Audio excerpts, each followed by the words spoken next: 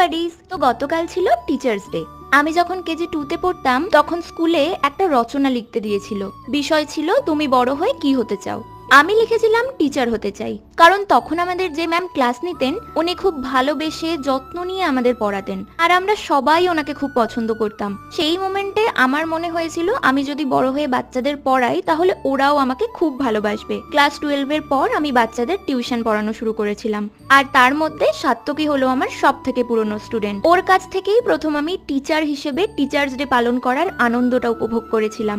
গত 3 বছর ধরে টিচার্স ডে তে যা যা গিফট পেয়েছি সব খুব যত্ন করে রেখে দিয়েছি, আর এবার তার সাথে যোগ হলো এই ফ্লাওয়ার ভাসটাও। আর আমি ওকে এই গল্পের বইগুলো দিয়েছিলাম কারণ কিছুদিন আগেই ওর জন্মদিন ছিল, আর ওকে যখন আমি জিজ্ঞাসা করেছিলাম যে ও গিফট কি নেবে, ও নিজেই আমাকে বলেছিল যে গল্পের বই নেবে।